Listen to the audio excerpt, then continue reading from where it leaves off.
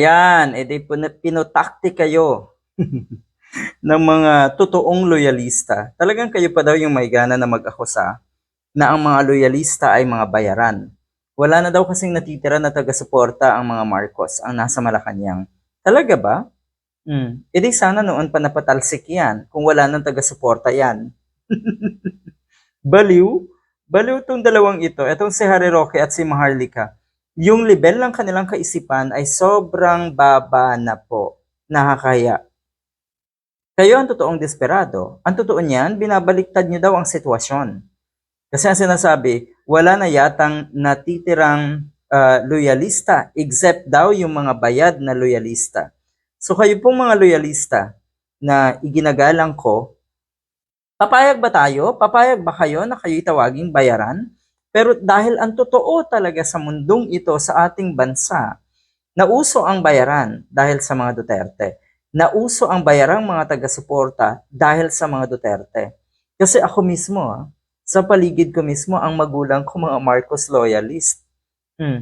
Pero talaga ba? Nasa hinuha ba nila ng sino man na bayaran ang mga loyalista? Natural hindi. Natural walang ganong bayaran.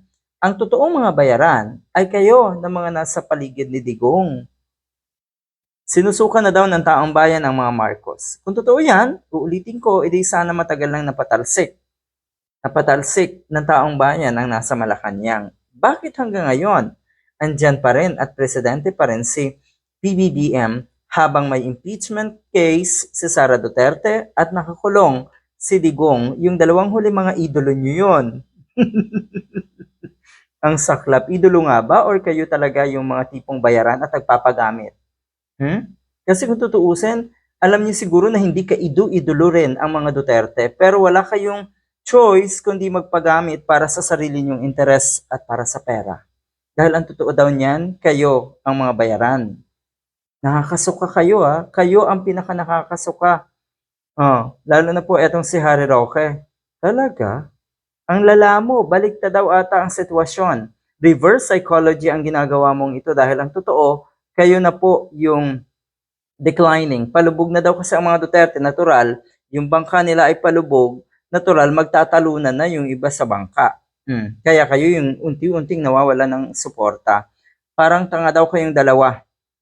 Isang dakdak ng dakdak at isang chuwari-wariwap. Kawawa naman daw kayo. Totoo, sila yung mga kawawa. Sila yung mga kaawa-awa nating kababayan. Ayan, maraming Marcos loyalists ang nagsasalita na hindi sila bayad.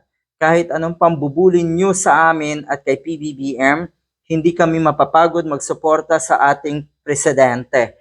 Yan ang buong katotohanan. Uulitin ko siguro kung marami na talagang galit na taong bayan, yung totoong taong bayan na sinasabi nyo sa nasa Malacanang, wala na sana sa pwesto si PBBM.